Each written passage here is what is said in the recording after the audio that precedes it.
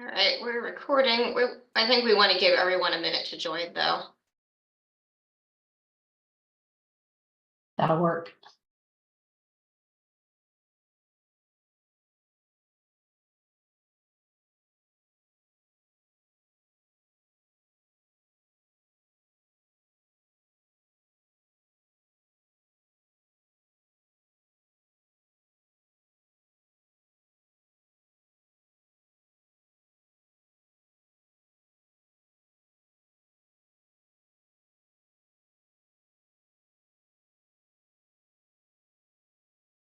Okay, we're at a minute after, so let's go ahead and get started. Good afternoon, everyone. My name is Jules Bailey, and I'll be the moderator for this session. Before we begin, we have a few reminders. We have a code of conduct that we will adhere to for this conference. This link will be posted in the chat in just a minute. If you experience any issues related to conduct, please email us at genainlibraries@gmail.com. That email will also be posted in the chat along with the link. Please be sure your microphone is muted. During the Q&A, please wait until you are invited to unmute before asking your question or making your comment. For questions you have during the presentation, please use the Q&A function and use the chat for discussion. This will just make it easier for us to keep track and still allow you to chat using the chat function if you would like to. This session is being recorded. You can enable captions by clicking on the Show Captions button at the bottom of the screen. And now please welcome me in joining today's presenter. Today's presenter is J. Denice Lewis from the Z. Smith Reynolds Library at Wake Forest University. The presentation is titled Using Generative AI for STEM Research. And please join me in welcoming J. Denice Lewis. All right, thank you so much, Jules. Well, let me go ahead and get started. So for this afternoon, I'm just going to touch real quick on who I am, who is Denice, touch on some things to keep in mind, and then review where's the content coming from if you're using a generative AI tool. So we're going to touch on large language models, LLMs, web scraping, and if it's coming from a corpus of information. And then there's different tools that I'll demo for you so you can just see what does it look like with the same research topic. And then leave enough time for Q&A at the end. So let's get started. So when you talk about who I am, beyond being an avid bibliophile, my mom's punishment for me was taking away my library card. We'll talk about that later. Avid NFL fan and kitchen chemist. I'm a fourth career librarian in that I have my bachelor's and master's in electrical engineering and actually worked in industry and software development, training, and automation. Before going back to school and getting an associate's in culinary arts, doing my externship at Epcot and then working overseas in Germany for a couple of years. And then coming back, working at Eastern Florida State College, and then ultimately getting my master's in library and information science. Starting here at Wake in March of 2019, celebrate my 5-year anniversary this year. Whoop, whoop. And then wrapped up my MLIS in August of 2019. So when I thought about in terms of where I've actually worked, I've actually worked at everywhere except for nonprofits. So I've actually worked for the government in the sense of working at NASA, worked of course in academia, as well as in corporate America for Intel, Blackboard, and so forth. And though I know Blackboard just went through a name change, so at some point I'll update this slide. So I've actually been working with AI tools for a couple of years now. So we're talking about conducting research in STEM using AI, or just conducting research in STEM in general. This is an article that I found a couple of years ago, but it was mentioning that there's a phrase that 80% of all technical information is only found in patents.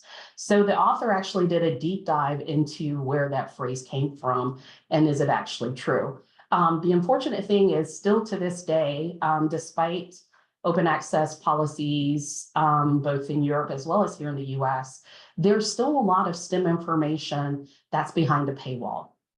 So when we're looking at generative AI tools, that's one of those things that you want to keep in mind. So where's that content coming from? So of course, let's talk about large language models. So the first large language model I'll talk about would be ChatGPT. And I have an asterisk by ChatGPT because originally, when ChatGPT 3.5 was developed, all the information was coming from a large language model where we think the data was as current as 2021. OpenAI never really came out and specifically said, this is how we train our large language model. This is where we pull the information from, et cetera, et cetera. Then with GPT-4, the large language model was updated to information from 2023. And then we know just recently, this past spring, ChatGPT has moved to 4.0, which is free. And you can you're still sort of kind of searching the large language model, but it also searches online. That's why there's that asterisk. And one of the things I do is always look to see what other AI tools are out there with regards to research. There is another large language model that I love to use because it's extremely fast, and it's Grok, spelled G-R-O-Q, not G-R-O-K. That's the generative AI tool that was created by Elon Musk with Twitter, but this is G-R-O-Q. And then the third large language model that I've been playing with is LayChat Mistral. And I like to compare the results from different models just to see, okay, how do they compare with regards to accuracy as well as with recent information. But the fun thing that you'll notice with all three of the large language models is they all have warnings. So like for ChatGPT, it tells us that ChatGPT can make mistakes, check important info.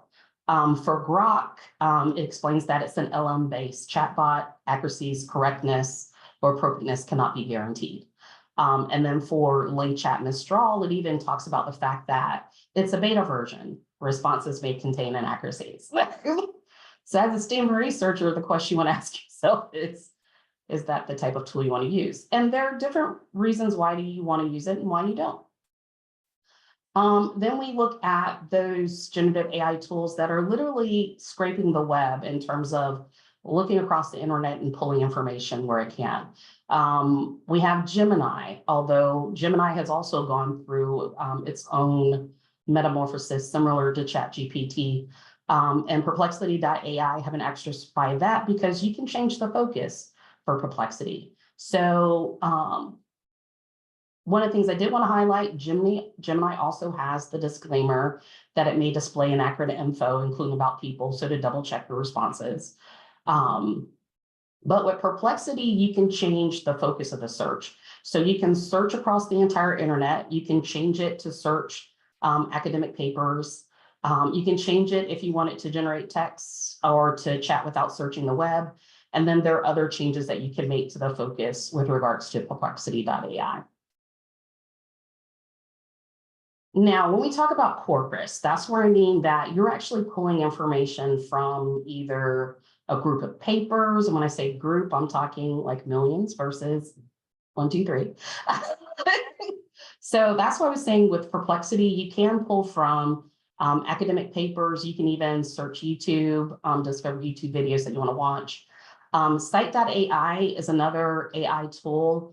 The bulk of Scite is actually using it to search and find papers or to do forward and backward citation research. And then there are other different components of Scite, but the generative AI piece is Scite Assistant. That's where you can ask a question. And the way Scite works is that it's text mined the full text of articles, preprints, as well as even some books and book chapters. So when you're using the generative AI tool or the Scite Assistant, it's actually utilizing the GP4 API in conjunction with the corpus of all the articles, preprints, and book chapters in Scite to actually give you an answer to a question. So what I wanted to do, I'm actually going to demo for you in terms of using the same research question and prompts for each of those tools. But one of the things to keep in mind, there's always the buyer beware. Now, these are two screen captures from ChatGPT from back in the beginning of 2023, beginning of last year. And you can see how the disclaimer used to be versus how it is now. So you want to make sure that you don't share any sensitive, confidential, top secret information. Samsung learned that the hard way when one of their engineers uploaded top secret code that was then added to the ChatGPT LLM. Also, there are certain dangers AI. Gregory Hinton used to work for Google and actually resigned in order to be able to speak about some of what those dangers are. One of my recommendations is no matter what tool that you use, rather than create an account by using, your Google, Facebook, or anything of nature, log in using an email address just to have that additional layer of protection. So this is one of my favorite quotes by Walt Disney. The way to get started is to quit talking and begin doing. So let's just do that.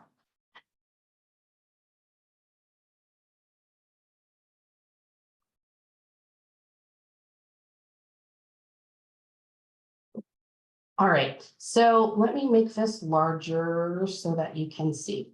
So for each of the tools, I've asked or used the same prompts. So the first prompt that I asked was just to enter dielectrophoresis and cell separation. And I've learned to do this before or during online webinars, just in case something's not working. But the funniest thing is this is a change in ChatGPT. So it just says the image contains the text dielectrophoresis, and would you like information? So all I asked was, can you give me an overview of dielectrophoresis and cell separation?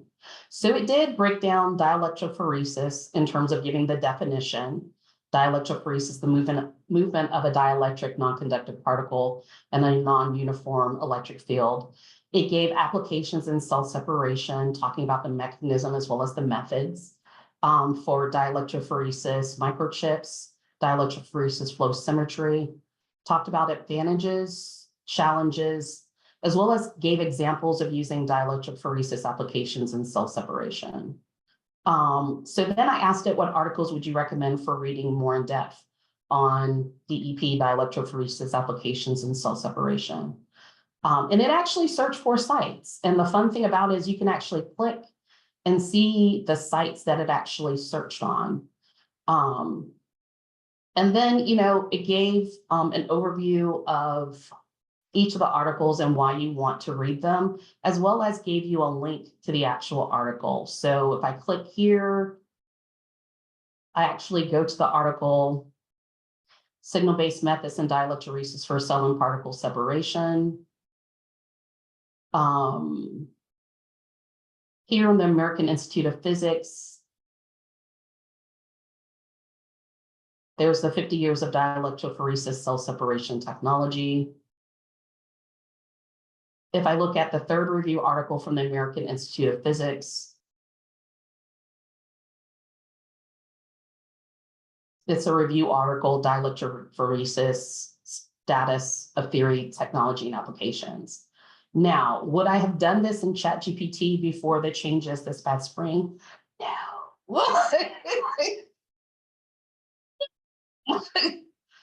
And that's the reason why you had so many hallucinations with regards to resources and references, because of it's searching the large language model, which you can think about searching in a container. So you have all this information in a container, and that's the only place that you're searching. So now if we look at Grok, I asked the last question, same questions from Grok.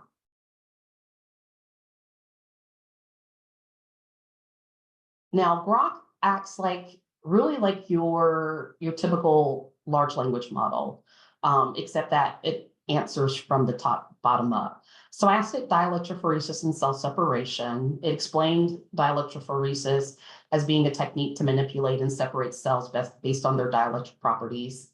Went more in depth on how dielectrophoresis works in cell separation. Explain applications of dielectrophoresis and cell separation in terms of cell sorting, cancer diagnoses, challenges and limitations, as well as future directions. So it can be a really quick way, especially in something, all the generative AI tools, depending on what your field of interest is, it can be a quick way of getting that overview, similar to if you were to go to a dictionary to get a technical dictionary to get a definition, or an encyclopedia just to get a general overview. And then I asked it, what articles would you recommend for reading more in depth on dielectrophoresis applications and cell separation? And it did give some articles, but here's the problem. I went back and asked it for to include links to those articles. And then it did include a DOI. Because I asked it, can you add the URL of DOI for the article? But here's the funny part. So when I went and searched the first DOI on the DOI Foundation, wasn't found. Did a search, quick Google search for the DOI. It found the journal IEEE Transactions on Dielectrics and Electrical Insulation Publications. So then did the search for the actual title. And of course, it wasn't found because, again, it's a hallucination. So thinking about how large language models work, your typical large language model, it's simply just finding words and putting them in places where it thinks it needs to be, using neural networking, very much more technical and in-depth than just that simplistic explanation. So would I use something like Grok think of it as a closed large language model to actually find citations? No. Would I use it just for a quick definition overview? Yes. Then if we look at Chat Mistral, same thing, ask for the explanation, or just put in, making that a little bit larger, dielectrophoresis and cell separation. So now this was a little, but it was okay. It's just very electrophoresis is a laboratory technique to separate analyze macromolecules such as DNA, RNA, and proteins based on size and charge. Talked about cell separation, but really quick and sort of kind of a little bit basic. When I asked it what articles would you recommend for more in-depth dielectrophoresis applications, cell separation, it listed the articles and I asked for it to include a URL. However, again, when I go to access that URL, it's not found. Because what we're dealing with is the hallucinations. So definitely want to keep in mind that, again, emphasizing that for your large language models, if it's an enclosed system, you definitely don't want to use it for finding citations. So now when we move to Gemini, let me make that a little bit larger. Now, here's the fun part. So I did do the search for dielectrophoresis and cell separation, and it explained dielectrophoresis, gave the principles of dielectrophoresis, then advantages for cell separation, applications of dielectrophoresis and cell separation, future directions. And one of the things with Google is you can click on the G to double check your response. And it'll evaluate the statements or try to find another source online to basically, for lack of a better term, back up that information. So if it's in green, it was able to find a source that says, yes, that is indeed true. Think of it similar to fact checking. Now, I did ask what articles would you recommend for reading more in depth? And it did mention continuous cell separation during dielectrophoresis through asymmetric and periodic microarray, as well as high throughput, low loss, low cost, and label-free separation. But when you compare those article results to the articles that ChatGPT gave, aren't necessarily ones that I would use just to give me like a high-level overview, but it's more really specific. And the fun thing is when I asked for included URL to articles, Gemini was like, I apologize, I cannot directly share URLs due to privacy restrictions, but can provide you enough information to easily find the article. So in searching for the article, I was able to find each of the articles just by doing a quick Google search. But again, that overview that Gemini gave was pretty good. Now, Perplexity is the one where I mentioned that you could do, you could change the focus. And for these, I just kept the search for Perplexity.ai to basically just search the web. And you'll notice that it's actually giving you more or less a multimodal results with the text, including with images. And it's even telling you at the top where it's actually pulling the information from those sources with inline citations. So it explains what dialectophoresis is, and also give you the key points on dialectophoresis cell separation. When I asked for what articles would you recommend, it actually it didn't list the article, but if the 1 and 2 are basically links to each of the article. So there's the review article. It explains why it's actually telling you about that specific article. So like the second article was adept facilitates cell trapping, separations, and interactions from nature. The fourth article, designs of a low voltage dialectophoresis lab on a chip. And then the fifth article fabrication of a new all-in-one microfluid dielectrophoresis. Now the site assistant, last but never least. So Scite works a little bit differently using the site assistant. So when I just put in dielectrophoresis and cell separation, it actually gave an explanation with inline citations. So it explains like dielectrophoresis phenomenon where polarized particles are manipulated in non-uniform electric fields, emerges a powerful technique for separation of various bioparticles such as cells, viruses, and proteins. So it literally gives you that explanation, almost reading similar to like an article. But even beyond that, it'll give you the list of those references over on the right-hand side where you can link to them. And you can change how you want the search to be in terms of the number of articles you want Scite to use, etc. And right now, I think I have it set at 35 articles. So when I asked it, what articles would you recommend for reading more in depth on dielectrophoresis applications and cell separation? It actually gave the first article, strategies for dielectrophoresis separation and laboratory on a chip. It talks about Takashi's article, high throughput self-sorting device using dielectrophoresis and fluid induced shear force. And then just literally explain additional articles with reasons why. So that's really, I'm looking at time. I always think I have less time than what I do. What? Oh, we have a lot of time. I have 23 minutes. So those are like an overview of how you can use different generative AI tools, which ones you really truly want to use for references, what do you want to use for a general overview. And there are even other uses that you can use generative AI tools for, like Gemini and ChatGPT both. You can upload data for it to review. The question being, there, and I think if I'm not mistaken, there are even ways for you to ensure that it's not added to the LLM.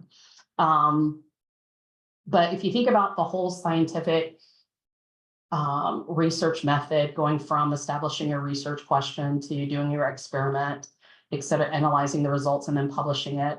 Because even Scite has some additional tools where you can upload your article with your citations, and it'll check the citations to make sure that none of the citations have any errata associated with it, like have been removed because of bad science, junk science, little things like that. But yeah.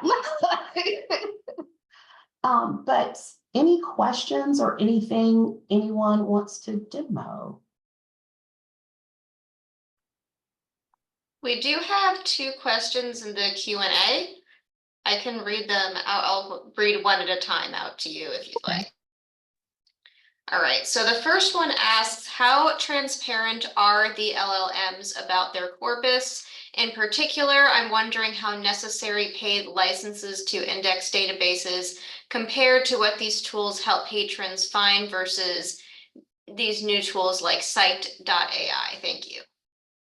Okay, so in terms of transparencies about the LLMs, a number of them are not transparent in terms of where they got the information from and how they trained it. Although there are new policies and laws that are being passed in Europe that basically explain that, literally that's what they need to do, explain how they train their LLMs and things of that nature. So in terms of when that information will be available, that's a huge question mark. In terms of comparing the tools to paid databases, one of the things that I always tell anyone is that there isn't a singular database that includes every single article, specialized encyclopedia, book, patent, or standard. So the reality is that you're still going to need to use a variety of tools if you're researching for depth and breadth. So unfortunately, there isn't a one-stop shop regards to any tool, be it an AI tool or an actual academic database. I forgot to mention. So one of the things that I've been playing with using generative AI tools for, because just like you can use generative AI tools for programming, you can use them to write a search string, a general search string for a database, a specific database, as well as a search string for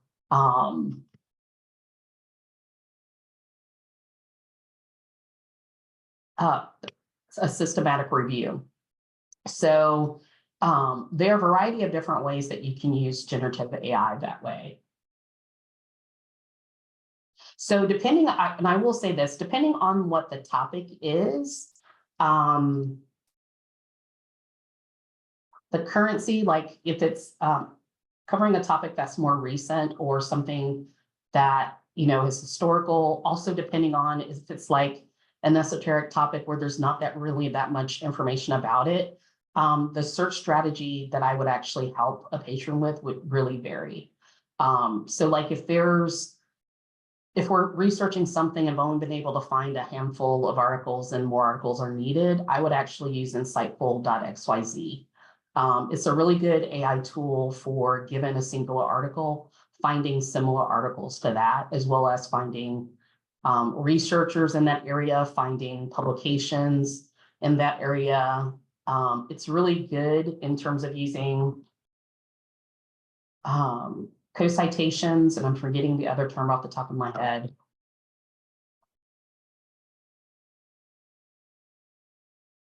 Yeah, I forget the other term off the top of my head, but it's really good at taking even a single article, or even you can even add additional articles, sort of kind of fine tune it to find additional references. But yeah, strategy varies depending on topic and what information they actually need in terms of timeline. Cool. We do have a few other questions, and a few people have been asking more. Okay. The next one says, I'm surprised to not see hallucinations in your ChatGPT prompt. What has changed? Okay, so one of the things you want to keep in mind is that things are changing almost at the speed of light. So when you look at agile programming, as well as how generative models are actually able to program themselves, like there's even one piece of software that you can literally tell it, I want to develop a program to analyze X, Y, and Z. And in the background, it'll actually start writing the code, test the code, and even give you the final product. So, but ChatGPT has gone through the next evolution. So it's not just using the LLM, it's also searching online. So like, just to show you, I'm just going to, so like when I asked, can you give me an overview of dielectrophoresis and cell separation? Well, it's, now that I did it, it's basically just spitting it out. It's actually searching online. So it's not just pulling information from the large language model. So it's both, it's web crawling in essence. So that's why you don't have those hallucinations, is it's going to actually find the information versus trying to guesstimate what you want. So the way I think I've heard a really good explanation I heard of just if ChatGPT was still just a large language model is, think of interacting with someone with a narcissistic personality. They're telling you what they think you want to hear. Versus the actual truth. So with that capability to be able to search online, the hallucinations are no longer an issue with ChatGPT 4.0, the most latest version.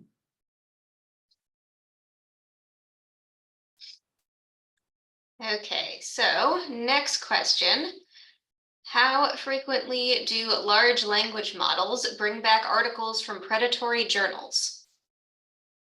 I don't think anyone's actually done any research with regards to that to look at. Um, yeah, because it really all depends on which tool that you're using and how it was tested. Um, yeah, I haven't seen any research being done to answer that.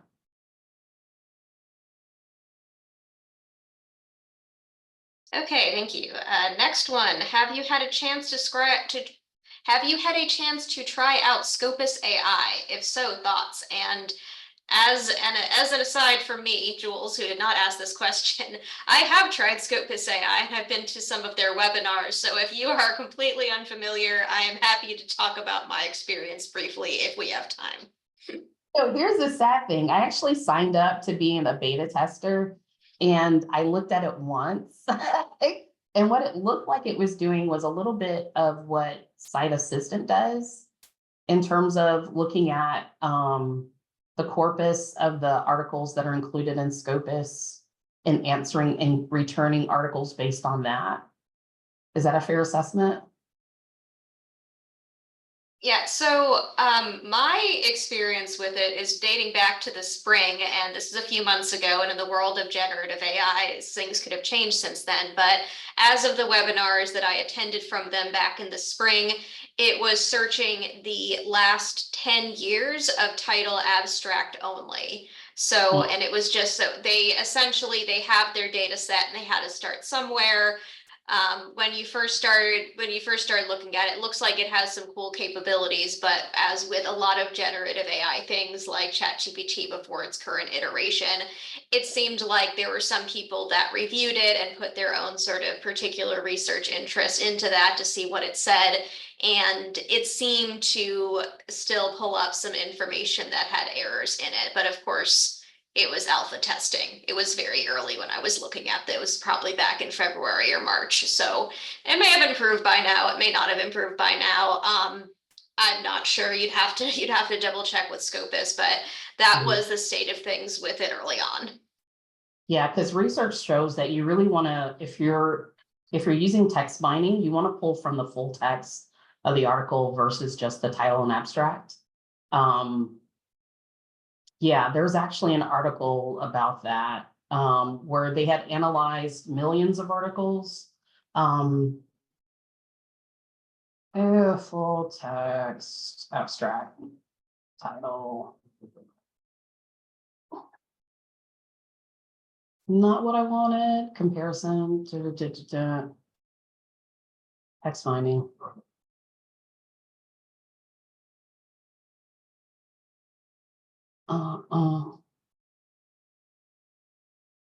Yeah. This that one. No, that's not it. Yeah, there's an actual really in-depth article. I'm trying to think if I actually saved it in Zotero, and knowing me, I probably did not. But there's an article that compares doing text mining and researching the full text of articles versus just the title and the abstract. And of course, there's a huge difference. But yeah, so Scopus, I would say that it's sort of kind of like searching a corpus. Yeah, I think a lot of the publishers are trying to play catch up with AI and using it in a variety of different ways. Not to say that they don't already use AI in terms of the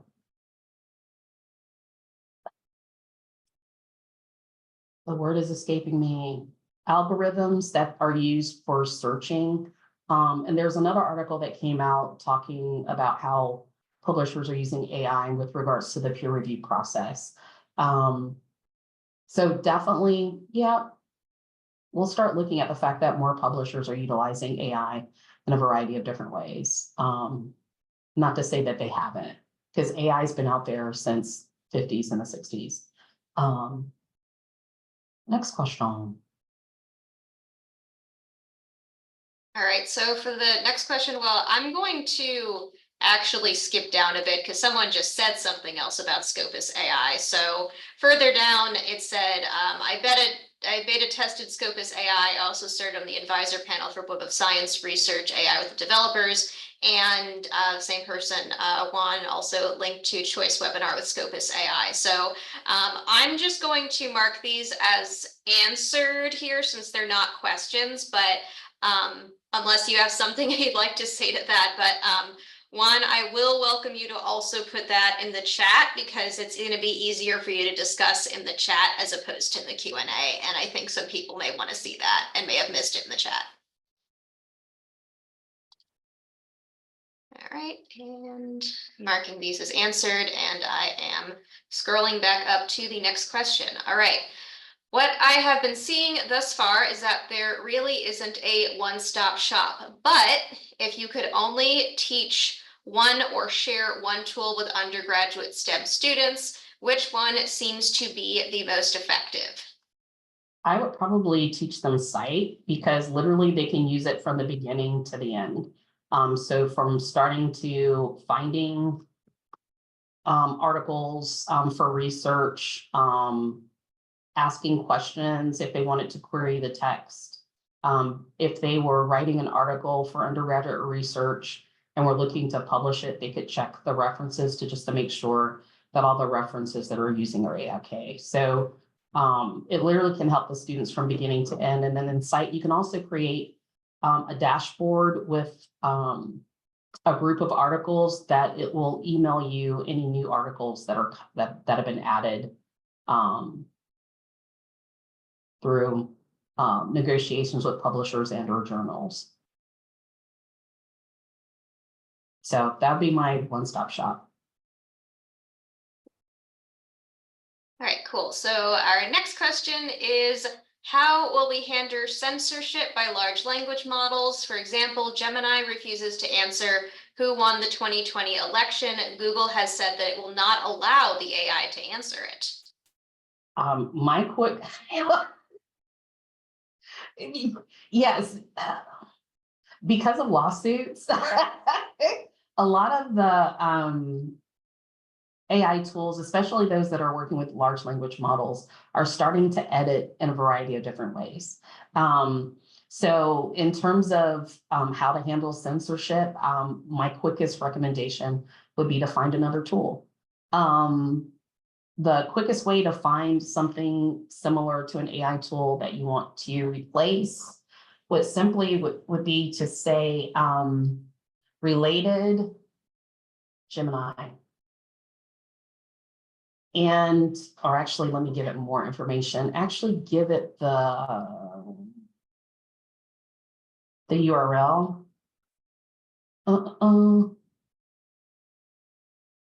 So related is a term that you can use to search Google, but what I'll try to do is find an app that's similar, but also trying to do related with Gemini. Of course, it's trying to let you back. Find Google, so you can do related. ChatGPT. Also, there's a website, I forget what it's called, but literally has a list of different AI tools. So everyone has a list of recommendations. So ZDNet, the best AI chatbots of 2024, Search Engine Journal. So that's a really quick way of finding an alternate tool.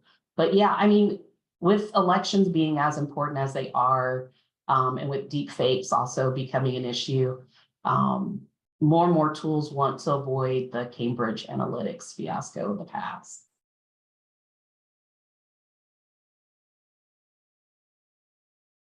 All right, so next question. This has been a great session. You mentioned the term enclosed system. What is an enclosed system? Why does it not work for finding citations? I suspect it's due to internet searching now, but want to verify. So think about a large language model. Think of it being, think of it being on its own little node in the cloud. If you're searching that large language model, it's only searching information from within that. So when I talk about enclosed system, it's just that you're searching that information within that model. Just like, or look at if a large language model was a refrigerator, you only have the food available to you in that refrigerator. The same being that you only have access to the data or information in that large language model. When you're able to web crawl, you're able to search the entire internet. When you're able, even with those tools that search only a corpus of information, it's really limited unless they're adding to that corpus over time. So when you think about the evolution of ChatGPT, it started off as a large language model and then just started adding additional capabilities, like even with the paid version, with people being able to build different chatbots. You can actually see, like if you have the paid version of ChatGPT and you explore GPTs, there are other different things that you can search. So like there's one that you can create videos. There's Scholar GPT, Enhanced Research, 200 million resources. You can create images. So think about the fact that a lot of these tools are evolving. Like one of my favorite tools was HeyPi. When it first started out, it just was like it was basically for you to chat with. So like I gave it the example of I'm breaking up with my boyfriend I've been dating for 5 years. So it acted as a sort of kind of like an alternate little therapist. But then in a matter of 10 months, it had like 7 other different tools added on to just the general chat. So there are certain tools that don't change, like Research Rabbit is one AI tool that I started using in spring of 2022. It has not changed. Even elicit.org, it used to be free. Now it's elicit.com, it's paid. And it's actually changed a little bit in terms of its functionality, except that basic ability to be able to ask a research question and get a list of articles is still the same. But yeah. Okay, so we have about 3 minutes left and we have a couple more questions. So let's see if we can get through some of them. Okay. The demo I saw, I think this is about Scopus again. The demo I saw had a brief summary with some references to the side, was decent, but did have some gaps. Would have liked to see more in-depth answers. I think that's just a comment on Scopus, so I'm gonna mark that answered. And someone shared a generative AI product tracker. Robert, if you could put that link in the chat to share with everyone, I think it's easier for everyone to see that way. And I'm going to mark that answered as well. Okay, now we have one question left in the Q&A, which is, I'm very interested in using generative AI in my instruction, but I always get the quizzical eyebrow from faculty. Do you have any advice on how to talk to faculty about including generative AI in library instruction? I pause because I'm going to take a step back. So let me give an example. I actually did an AI talk to the psychology department here at Wake. And one of the questions that I asked them was, what databases did you use when you were getting your PhD? And one of the faculty members said, computers weren't being utilized when I was getting my PhD. So one of the things that you want to do is check with that faculty member's familiarity with AI tools in general, because you don't want to just use generative AI in library instruction just to use generative AI in library instruction. You really want to be able to tie it either to the assignment in the course, or in terms of broadening student skills with the availability of tools that are out there in terms of AI. But really, the first thing is to check with that instructor's familiarity with technology in general. Because I have certain faculty members that I send new AI tools that I find, and I'll say, hey, can you check it out with your research? Is this something that's on point in terms of relevance, providing really good references, et cetera, et cetera. There are certain faculty members that even 2 years of using AI tools, testing, research, et cetera, that I wouldn't approach because they're like, this is what I want to use, this is what I want to do. And this, so for them, you know, I usually send out different emails to my 2 liaison areas are engineering and physics. So I'll send different emails out to let them know if I'm doing a webinar that they may want to attend. I even did a colloquium for the physics department just on integrating AI tools in STEM research. So I think the more that you can show people how the tool can be used for research or how the tool can be used, you know, to give an overview of information, like giving them different case examples of how you want to use the tool and how it be effective or useful for them or for their students. I find that it's easier to make that transition into including it into the library instruction. But a lot of times it's a part of developing that relationship and that rapport with the individual first, to where you're not really colleagues, but you move from the library liaison to a colleague, a research colleague. That actually I found to be most helpful. Okay, so we are at 2:01 and there are other sessions, so I am not going to stay any later here. So everyone, please, I see lots of clapping and emojis and the confetti one. So everyone, please join me in thanking our presenter. And if you would like to do a final slide with any information or just like an outro, you can definitely put that up now. All right. Yeah, Okay, definitely well, reach out via email, connect via LinkedIn, if there's any questions that you have that I wasn't able to answer.